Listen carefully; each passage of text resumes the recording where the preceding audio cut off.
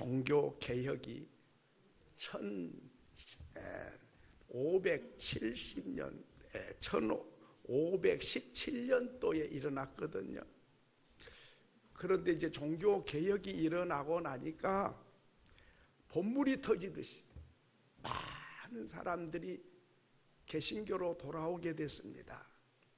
왜냐하면 천주교가 타락할 대로 타락을 해가지고 사람을 무자비하게 막 잡아 죽이고 또 거액을 들여가지고 속죄권을 사라 그 말이에요. 죄 용서받았다는 증거로 이걸 사야 된다. 이걸 사야 천국 간다. 이거 안 사면 예수 믿어도 소용없어. 이렇게 타락을 한 거예요.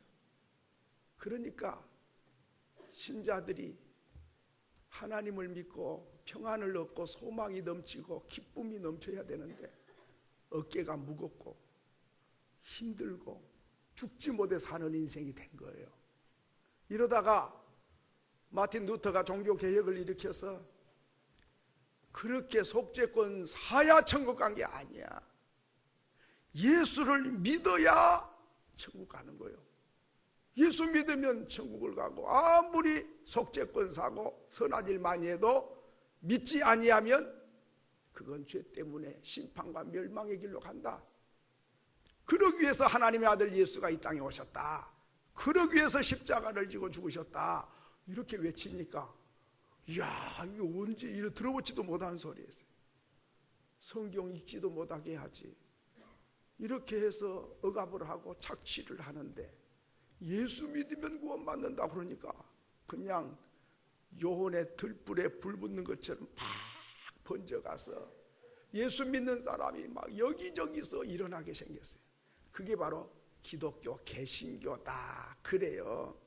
그런데 1517년에 종교개혁이 일어나고 1572년 그러니까 종교개혁이 일어난 지 이제 한 5, 60년 됐지요.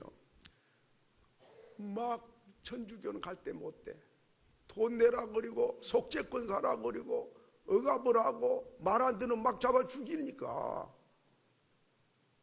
그래서 예수 믿는 사람이 자꾸 많아져 가지고 몇십 년 만에 프랑스는 인구의 3분의 1이 다 개신교가 됐어요. 뭐 날마다 교회로 오는 거예요. 천주교는 자꾸만 떠나가는 거예요. 그렇게 되니까 교황청에서 이대로 놔두면 안 되겠다 판단을 한 거예요. 그래서 프랑스 왕궁의 왕가들이 다 천주교 신자거든요. 그런데 이 왕실과 가톨릭이 합세를 해가지고 어떻게 하면 이 일을 막아낼까 고민을 하게 됐습니다. 그래서 해답을 내놓는 게 뭐냐. 프랑스 왕이 당시에 사흘 9세라고 하는 샤를 9세인데 이 사람 어린아이 9살짜리가 왕이 되니까 뭘 압니까? 어머니가 좌지우지하고 있는데 그 어머니가 섭정 정치를 하는 거죠. 왕의 어머니의 딸이 있었는데 마르거리트라고 하는 이 딸이 있었는데 이 천주교 상징하는 왕가의 공주하고 기독교 지도자인 앙리 나바르라고 하는 기독교 지도자하고 결혼식을 하게 됐습니다. 결혼식을 한다. 바로 그것이 뭐냐면 프랑스에서 일어난 성 바도로메의 축제다는 것입니다. 그 사건을 프랑스 대학살이라고 인터넷에도 들어가면 나오고 또 성 바돌로메 축제라고 해도 그 사건이 나옵니다. 그런데요, 선전을 한 거예요.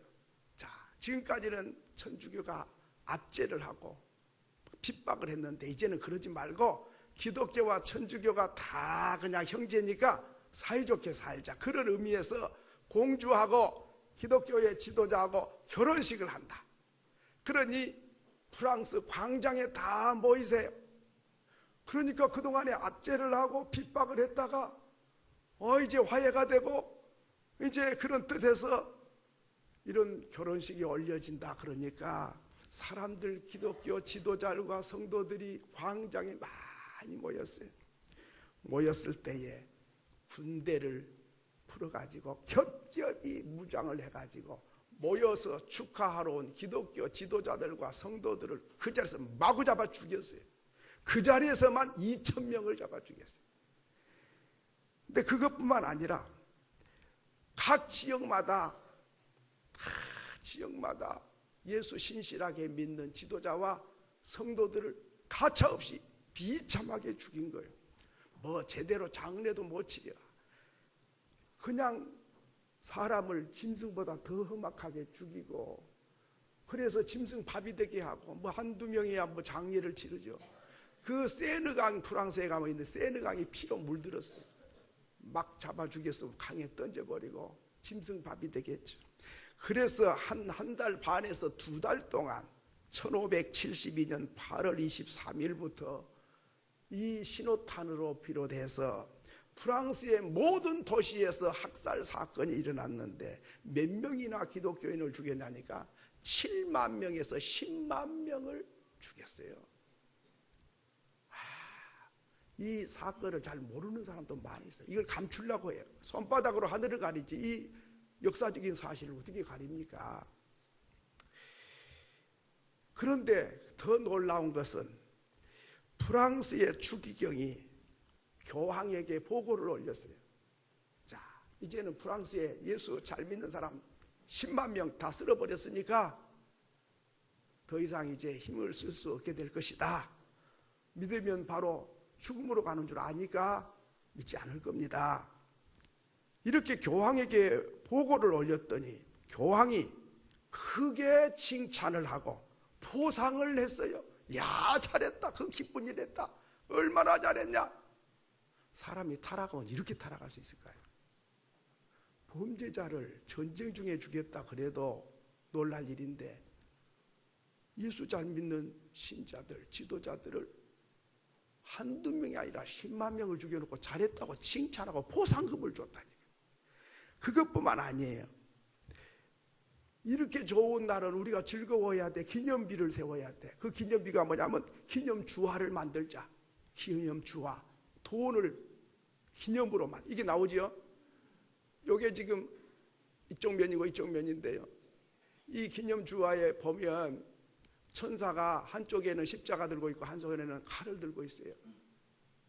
이렇게 주화를 만들어서 기독교의 지도자 다 없애버리고 믿는 사람 없애는 기념으로 즐거워가지고 춤추고 노래를 하고 상급을 주고 기념주화를 만들어내게 됐다 하는 것입니다. 참 대단히 하나님 믿는 사람, 평화를 사랑한다는 사람들이 이런 끔찍한 일을 벌려놓고 잔치를 하고 기념을 하고 보상을 하고 기념주화를 만들어. 그래서 이 소식을 영국에서 들었어요. 그래서 영국에서 신앙의 자유를 찾아서 마음껏 자유롭게 믿음 생활하고 싶은 사람들은 우리가 이민을 받아주겠다. 그러니까 프랑스 옆에 바로 영국이기 때문에 영국에서 올 사람 우리가 다 터전도 마련해 줄 테니까 오라고. 그래가지고 프랑스에서 많은 사람이 영국으로 건너갔어요. 영국에 건너와서 당신들은 잘할 줄 아는 게 뭐요? 물어보니까 우리는요 배 짜고 이런 섬유사업 이런 걸 잘할 줄 알아요. 그래요? 그러면 당신들 잘할 수 있도록 그렇게 다 터전을 마련해 줄 테니까 여기서 섬유사업을 열심히 하라고. 그래서 오늘날 영국이 섬유산업의 최고의 산업 국가가 된 거예요. 제가 언젠가 양복을 맞추려고 양복점에 갔더니 마음에 들어서 이것보다 그 주인은 이걸로 하래. 이게 제일 모직이 우리나라에서 제일 좋은 모직이다 이 말이에요. 근데 내는 색깔이 요거 좀 좋아 보이는데 이걸로 하면 어떻겠습니까? 그건 좀 비싼데요. 왜 비싸요? 그건 영국에서 온 거예요. 영국의 섬유가 세계적이지. 그 소리를 듣고 독일에서 우리나라에도 이민 받아줄 테니까 자유롭게 믿음 생활하고 싶은 사람은 오세요. 이렇게 해가지고 프랑스에서 이민들이 갔어요. 그 사람들이 정착할 수 있도록 베를린 쪽에다가 정착초를 만들어줬어요. 거기에 4만 명, 5만 명이 프랑스 사람들이 와서 정착촌을 만들어서 살고 있어요.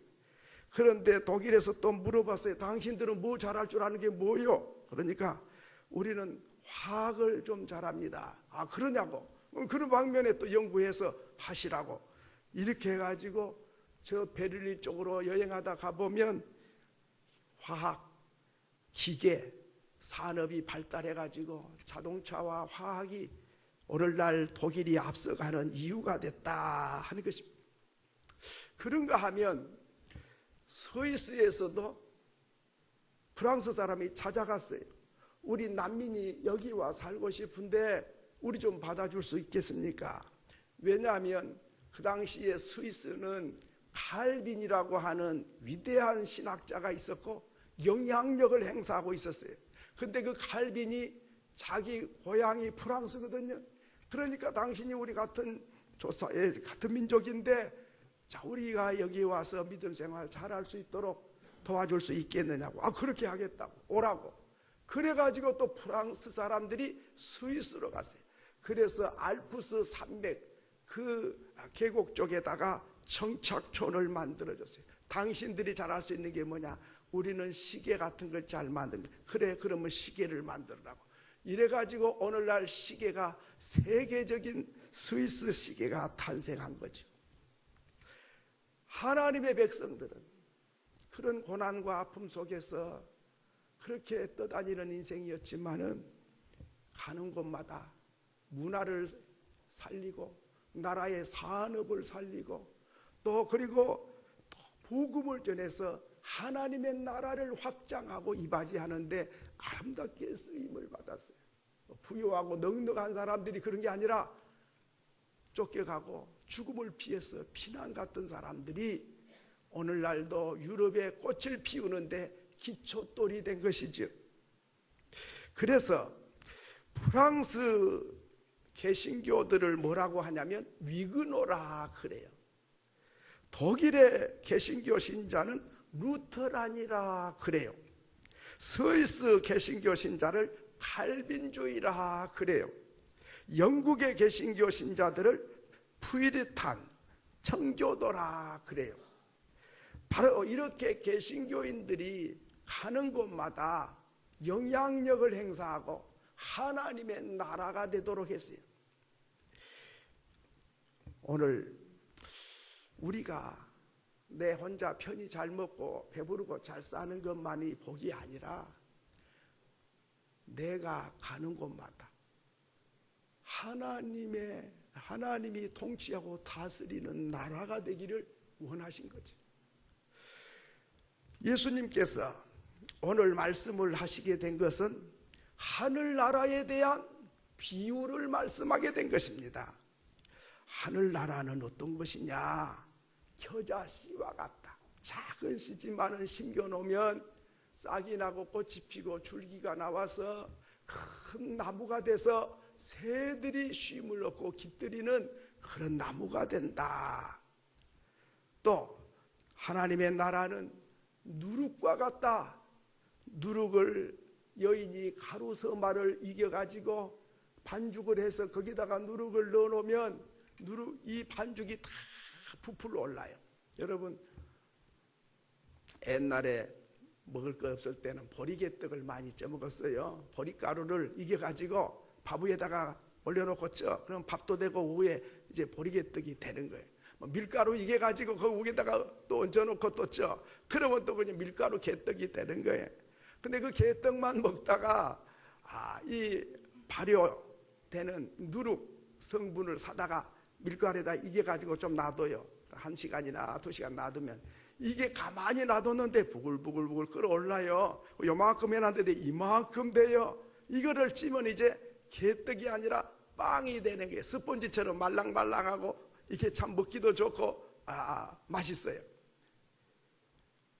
이렇게 성도는 별 볼 일이 없는 것 같은데 밀가루 속에 들어가서 흔적도 없이 사라진 것 같은데 밀가루를 다 부풀어 오르게 만드는 거죠. 그런 영향력이 있는 것처럼 하나님의 자녀들은 별 볼 일이 없는 것 같아도 어디에 가든지 영향력이 행사되고 시끄럽고 요란하지 않고 조용한데도 놀라운 변화의 역사를 주도하는 사람이 하나님의 사람이고 하늘나라를 건설하는 사람이다 하는 것이죠. 하나님의 나라가 뭡니까? 예수님께서 말씀했습니다. 하나님 나라는 여기 있다 저기 있다고도 못하리니 네 마음에 있느니라. 그러면 우리가 오해가 되지요. 하나님 나라는 천국은 없고 그럼 내 마음에만 천국이 있고 죽으면 끝나는가? 그게 아니고 내 안에 하나님이 오시면 내가 다스리는 내가 아니라 하나님이 내 인생을 다스리는 사람, 내 마음을 하나님이 통치하시는 사람, 그러면 하나님 나라가 내 마음에 이루어지는 것이고, 내 가정에 예수를 모시고 살면 내가 좌지우지하는 가정이 아니라 하나님이 내 가정의 왕이 되시고 주인이 되셔서 바로 내 가정이 하나님이 다스리는 가정이 하나님 나라가 된다 하는 것이죠. 내 마음에 하나님의 나라가 돼야 그 사람이 세상을 떠나면 영원한 천국에 들어가지, 내 마음에 하나님의 나라가 이루어지지 않는 사람은 하늘나라 천국에 못 들어가는 것이다, 그런 말씀이죠. 그런데요, 하나님의 나라는 작은 것에서부터 시작이 됩니다. 겨자씨 조그만해요. 그냥 어떨 때는 바람 불면 날아가 버려요. 그런 씨앗인데도 심으면 큰 나무가 되죠. 누룩도 작지만은 밀가루 속에 들어가면 다 부풀게 하는 것이죠. 작은 것에서부터 큰 것으로 영향력을 행사하는 것이 하나님의 나라다 하는 것이죠. 이스라엘 백성을 출애굽시킨 것은 뭐 대단한 장군이고 힘 있는 장수가 출애굽시킨 게 아니라 저 광야에서 양치던 목동이 작은 모세, 그 모세가 이스라엘 백성을 가나안 땅으로 인도해내는 역사가 일어나지요. 그런가 하면 바벨론에 포로로 끌려갔던 작은 소녀 에스더 한 사람이 바로 이스라엘 유대 사람 다 죽이기로 작정된 날이 있었는데, 죽으면 죽으리다고 목숨을 걸고 왕 앞에 나가서 내 백성을 살려다고 호소해가지고 죽을 날 받아놓은 유대인들을 다 구원해내고 악한 하만이를 나무 위에 매달아서 죽게 만들어서 그날을 기념하기 위하여 부림절이다, 부림절이 탄생하게 된 것이죠. 그런가 하면 블레셋 군대가 침략해 와서 이스라엘이 벌벌 떨어도 어린 소녀 다윗이 물맷돌 가지고 골리앗을 넘어지게 해서 다 도망을 치게 만들고 이스라엘을 건져냅니다. 뭐 대단한 사람이 그런 게 아니에요. 작은 자, 목동이, 행편없는 사람, 이런 사람을 통해서 하나님은 큰 역사를 이룬다. 하나님 나라는 작은 자를 통해서 강한 자를 물리치시고 승리케 하시는 하나님이다. 어린 아기로 오신 예수, 그 하나의 작은 핏덩어리로 온 예수가 세계 만민을 구원하는 메시아가 됐다 하는 것이죠. 죄수로 잡혀간 보잘것없는 바울이 바로 로마를 복음화시키게 됐다 하는 거지요. 그런가 하면 대제국 바벨론에 다니엘이 잡혀가서 바벨론을 하나님이 다스리는 나라로 바꿔놨다 하는 것이죠. 그렇습니다. 오늘 우리는 하늘나라는 작은 자를 통해서 하나님은 놀라운 역사를 이루십니다. 저와 여러분이 작은 자들입니다. 그러나 저와 여러분을 통해서 하나님은 하늘나라를 건설하기를 원하신 줄로 믿습니다. 그 역사의 주인공이 될 수 있기를 소원합니다. 네. 또 하나는 하나님 나라는 조용하게 확장이 됩니다. 작은 겨자씨가 자라나는 거 뭐 보이기나 합니까? 뭐 오늘 그냥 몇 센치씩 쑥쑥 자란 것도 아니에요. 어제 보나 오늘 보나 내일 보나 그게 그거 같아. 그런데도 자라고 있어요. 가루 서말 속에 갖다 넣은 누룩 뭐 보이기를 합니까? 뭐 대단하기를 합니까? 조용해. 그런데 시간이 지나가면 밀가루가 전부 다 부풀어 올라버려요. 조용한 악의 하나님의 나라는 큰 역사를 이루어가고 있다. 여러분, 캄보디아에 가보면 재미있는 걸 볼 수 있습니다. 그 관광객들이 많이 오는데요, 그 뭐 별거 볼 것도 없어요. 근데 뭐로 하러 오냐, 저 나무에서 씨앗 하나가 떨어졌는데 어디 떨어졌냐는 거는 담벼락에 떨어진 거예요. 그 담벼락이 그냥 이런 흑백돌로 진 게 아니고 농장만한 그런 돌로 담을 쭉 쌓아놨는데 그 틈바구 사이에 바람에 날아오는 나무 씨앗들이 떨어진 거예요. 뭐 날아다니다가 그냥 떨어졌겠죠. 그 떨어졌는데 뭐 떨어진 줄로가 보기를 했습니까? 알기를 합니까? 그런데 이제 보지도 않고 지났어. 뭐 1년 지나고 10년 지나고 100년 지나고 200년 지나니까 그 농장만한 돌들이 다 무너져 버리고 그 담벼락에서 이런 나무가 돼가지고 이렇게 서 있는 거예요. 뿌리가 그냥 막 이래요. 그러니까 씨앗 하나가 떨어져 가지고 몇백 년 되니까 몇백 년 된 나무가 얼마나 큽니까? 그런 농장만한 돌들이 다 굴러가 버리고 무너져 가지고 거기에 나무가 딱 서 있는 거예요. 참 신비롭죠? 야, 생명이란 거 이런 거구나. 돌이 얼마나 크냐가 중요한 게 아니에요. 씨앗 하나가 돌을 다 무너뜨려 버리는 거예요. 그리고 딱 보란들이 서 있어요. 신비로워요. 하늘나라는 그런 것이다. 별 볼 일이 없는 사람 하나가 어마어마한 역사를 이루는데 주인공이 됐다. 요셉이 한 사람, 형님들의 미움을 사서 팔려가지고 노예 생활하던 요셉이 애굽에 가서 하나님의 나라를 건설해서 하나님께서 이 백성을 사랑해서 7년 동안 풍년을 주시고 그 다음에 흉년이 또 올 것인데 풍년 때 흉년을 대비해야 됩니다. 그러지 않으면 흉년 때 다 굶어 죽게 됩니다. 누가 그런 걸 가르쳐줬어요? 우리 하나님이 그렇게 말씀했어요. 그래서 그 하나님 알지도 못하는 애굽 나라에 하나님이 살아계심과 하나님이 다스리고 통치하신 것을 그 작은 요셉이 하나를 통해서 하나님께서는 나라를 세워가고 계십니다. 거기에 노예가 하나님이 다스린 나라로 어떻게 바꿔놓을 수 있습니까? 무슨 재주로? 칼과 창으로 될까요? 아니에요. 하나님의 방법으로, 하나님의 능력으로, 하나님은 하나님의 사람을 통해서 하나님의 나라를 건설하시는 것이죠. 그런가 하면 시리아 장군 나만 장군 집에 잡혀왔던 이스라엘의 소녀 한 사람, 전쟁하다가 잡아왔어.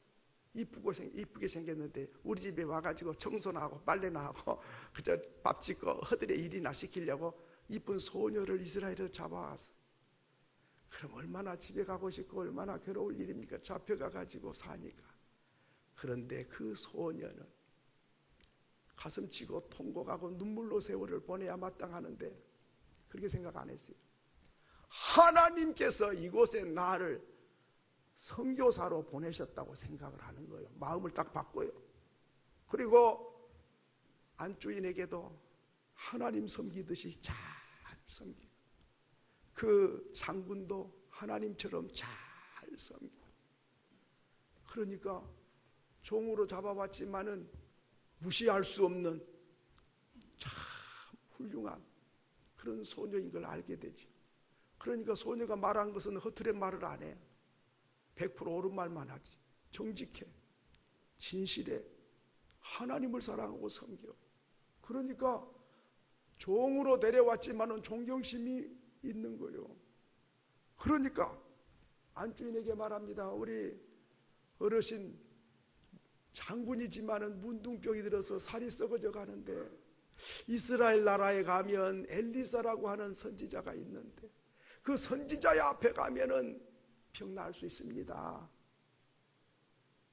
그 말을 듣고 자기 남편에게 말을 합니다. 남편이 그 말을 듣고 임금을 찾아가서, 임금님, 나 이스라엘 좀 다녀오고 싶습니다. 뭐 하려고? 거기 선지자 엘리사가 있는데 문둥병을 고쳐줄 수 있대요.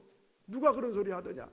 우리 집에 잡아온 소녀가 있는데 한 번도 거짓말한 적이 없어요. 진실하고 하나님 같아요. 꼭 가면 나을 것 같아요. 좀 보내주세요. 나면 가야지. 선물꾸러미를 이렇게 싸질면서 종들을 데려다가 같이 갔다 오라고. 그래가지고 이스라엘에 가가지고 엘리사를 만나서 요단강에 가서 몸을 7번 씻으면 나을 테니까 씻고 가시오. 성질 나가지고 내가 장군인데 집까지 이렇게 나오지도 안 하고 인사도 없이 요단강에서 목욕하라고? 요단강보다 더 깨끗하고 좋은 물 우리나라 많아. 가!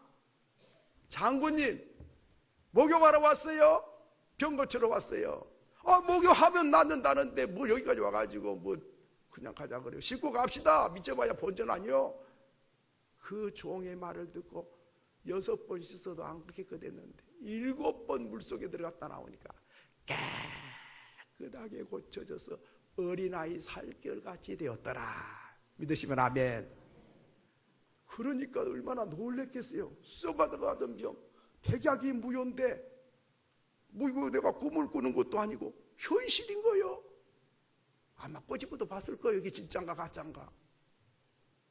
그리고 고국 땅에 돌아와서 임금님 고치고 왔습니다. 문둥병이 어떻게 됐냐? 깨끗하게 고쳐져서 거짓말도 못해. 과연 하나님이 살아계시구나. 그 하나님을 섬겨야지. 시리아가 복음화되는데 그 이스라엘에서 잡아온 소녀 때문에 복음화가 이루어져서 하나님의 나라가 세웠어요. 지금은 시리아가 지금 내전을 치르느라고 깨지고 부서지고 난리 났는데 그 당대만 해도 복음화가 이루어져서 얼마나 잘 살았는지 모릅니다. 잡혀간 소녀도 하나님의 나라를 시리아에다가 건설할 수가 있는 거예요. 내 능력이 아니고 하나님의 능력으로. 여러분, 미국은 누가 건설했습니까? 영국에서 간 청교도들이 미국을 건설했죠. 그런데 그 청교도들이 건설한 것 같지만은 더 뿌리를 캐고 들어가면 바이킹족, 해적, 바다에 떠다니는 강도 때 그것이 말이 바이킹이지 그게 바로 그거거든요. 강도 때들이요 그게. 근데 그 강도들도 생각은 있어요. 그래서 내가 장가를 가야 되는데 깨끗한 처녀한테 가고 싶은데 깨끗한 처녀가 별로 없어. 다 병들어 있고 때 묻어 있고. 그러니까 참 남자는 이상해. 두 가지 마음이요. 쥐들이 다 여자들을 그렇게 때묻게 잘못을 해놓고도 또 장가갈 때는 또 새 처녀를 찾고 그런다고. 이중성이 있어 이게. 그래 바퀴인족들이 바로 그런 생각을 가진 거예요. 그래서 이제 장가를 가야 되는데 순결한 처녀가 어디 가면 있을까? 교회 다니는 처녀는 정조가 목숨같이 지킨다더라. 그러니 교회 가가지고 처녀들을 납치해가지고 아내를 삼아야 되겠다. 또 강도는 생각을 해도 그런 방향으로 생각을 하거든요. 뭐든지 훔치면 내가 되는 거예요. 그러니까 그렇게 그냥 좋으냐 어쩌냐 사귀어갖고 그런 게 아니고 그냥 좋으면 뺏어갖고 와. 그래가지고 데리고 살아. 이런 강도들이. 그래가지고 이 해적들이 교회에 좋은 처녀들을 잡아다가 억지로 데리고 살게 돼가지고 아기를 낳은 거예요. 그러니까 보통 사람 같으면 도망갈 생각만 할 텐데 이 처녀들이 하나님이 합력의 선을 이루시겠지. 그저 도망간다고 도망갈 수도 없는 시대고 그러니 죽든 살든 그저 살아야 되니까 그저 살면서 아기를 기도와 말씀으로 잘 키워요. 하나님이 살아계시고 너는 하나님의 아들이고 너는 하나님의 딸이야. 하나님이 이렇게 말씀하셨어. 이렇게 해야 하나님이 축복하시고 이러면 심판을 받게 되고 이래야 천국을 가고 이러면 지옥에 가는 거야. 잘 눈만 뜨면 성경을 가르쳐주고 기도해주고 말씀으로 양육을 해. 제 아버지는 저렇게 못된 짓만 매일같이 하고 다녔지만은 하나님의 자녀로 키워낸 거예요. 그들이 커가지고 청교도가 되고, 그들이 커가지고 미국을 건너가서 나라를 세우고, 그들이 오늘 미국의 뿌리가 된 거죠. 잡혀갔던 여인들이 힘이 없고 도망을 못 갔지만은 그 자녀들을 하나님의 선물인 줄 알고 그렇게 기도와 말씀으로 키워낸 거예요. 그래서 미국의 돈에 보면 1달러짜리가 됐든 몇 센트짜리가 됐든 우리는 하나님을 믿습니다. 돈이 하나님처럼 섬기는 시대에도 돈을 섬기는 게 아니라 우리는 하나님을 섬긴다. 돈에다가 아예 찍어놨어요. 여러분, 누룩은 자신을 위해서 존재한 게 아닙니다. 누룩은 아무리 많이 쌓아놨는데 밀가루 속에 안 넣어. 그러면 아무 쓸모 가치가 없어요. 뭐 금덩어리는 그 자체로 가치가 있어요. 그런데 뭐 이건 누룩은 그 자체로는 가치가 없어요. 어딘가 물 들어가서 녹아지고 해야만이 영향력을 행사해요. 그렇습니다. 개떡과 빵의 차이가 바로 그거거든요. 누룩이 들어가면은 부드러운 빵이고 안 들어가면 개떡 되는 거거든요. 오늘 하나님의 백성들이 들어가는 곳에는 이렇게 자기가 희생이 될 때에 영향력을 행사하는 것입니다. 하나님의 나라는 희생을 통해서 이루어집니다. 희생하지 않고는 하나님 나라가 세워질 수가 없어요. 한 알의 밀알이 땅에 떨어지고 땅 속에 묻히고 속에서 썩어질 때만이 30배, 60배, 100배의 열매를 맺는다 말씀하셨습니다. 그런데 떨어지기 싫어, 묻히기도 싫어, 내가 드러나고 싶어, 그리고 죽기는 더더군다나 싫어, 내가 왜 죽어? 이렇게 되면 한 알은 천년 만년 가도 한 알 그대로 있습니다. 그러나 떨어지고 감춰지고 썩어질 때에 거기서 100배로 열매가 나타나는 것이죠. 그렇습니다. 소금이 자체로는 아무 가치가 없어요. 뭐 붓두방에 갖다 놓은 소금 있으나 마나 음식에 들어가서 녹아질 때만이 음식 맛을 낸 것처럼 오늘 우리 하나님의 백성들이 세상이 어두워지고 부패했다고 그렇게 한탄하고 있을 것이 아니라 내가 들어가서 무엇인가 맛을 내고 있다면, 무엇인가 영향력을 끼치고 있다면 바로 그 자리는 하나님의 나라가 세워지는 것이죠. 이제 말씀을 맺습니다. 오늘 우리 하나님 나라에 저와 여러분이 주인공 되기를 하나님이 원하세요.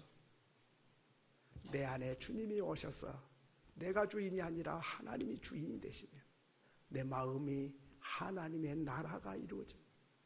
내 가정에 하나님을 왕으로 모셨으면 내 가정은 하나님이 다스리는 나라가 되는 거예요.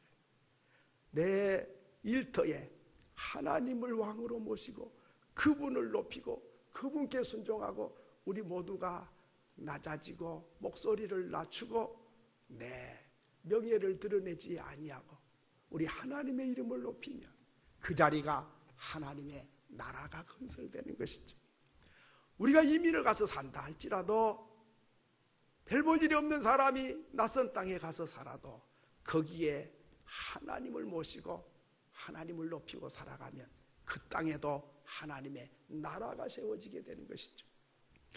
여러분, 하나님은 내 자신도 중요하지만은 나를 통해서 하나님 나라가 되기를 원하신 것이죠. 그런데 나만 복받고 나만 편히 살고 나만 등 따뜻하고 나만 배부르고 나만 편안하면 돼, 남이야 죽든 말든 나만 복받고 살다가 나만 천국 가면 돼, 그 사람은 하나님의 나라가 뭔 줄을 모르는 사람이에요.